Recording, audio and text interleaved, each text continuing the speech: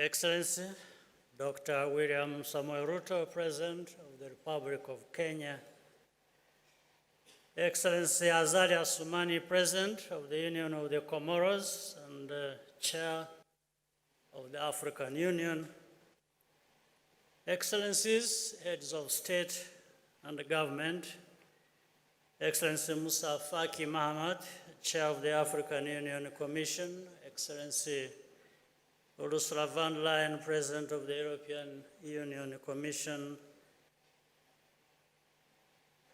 Right Honorable Patricia Scotland, Secretary General of the Commonwealth, Excellencies, First Ladies, distinguished ladies and gentlemen.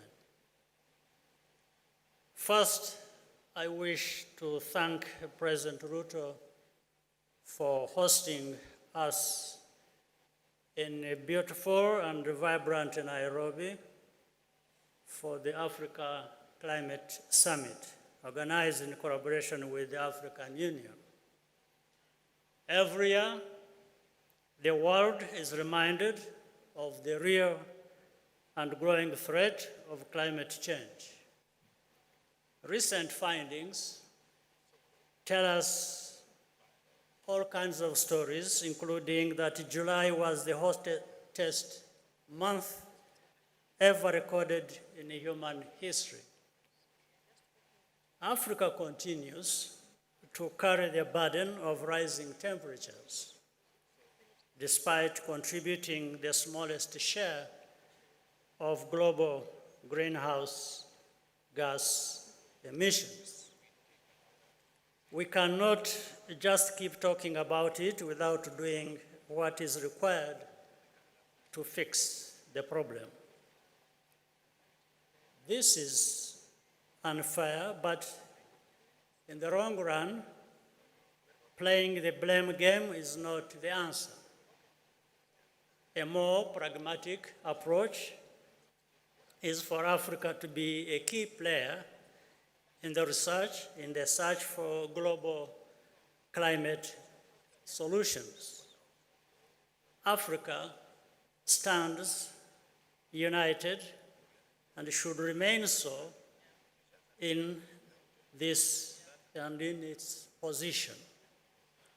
In this regard, allow me to take this opportunity to commend President Dr. William Ruto for his exceptional leadership of the Committee of African Heads of State and Government on Climate Change.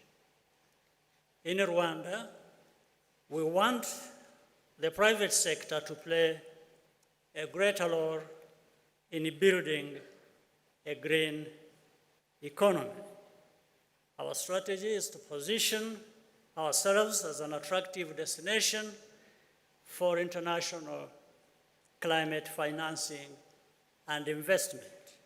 That's why the COP27, at that summit, Rwanda launched Ireme Invest, a green investment facility created by the Rwanda Green Fund in partnership with the Development Bank of Rwanda. So far, more than 200 million has been mobilized, US dollars that is, from domestic and international partners, including the European Investment Bank and the Green Climate Fund. We have also been working closely with the International Monetary Fund as a participant in the Resilient and Sustainability Trust.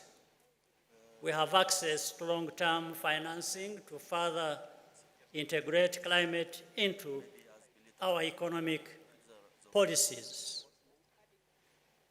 This is a good sign that the international community is taking seriously the call to reform our global financial architecture. But there is still room for improvement.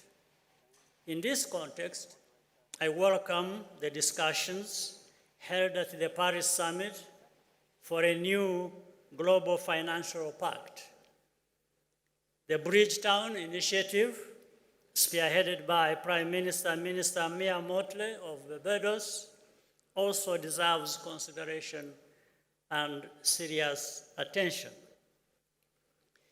Any meaningful structural change must favor debt restructuring and lower interest rates, as President William Ruto has so eloquently explained.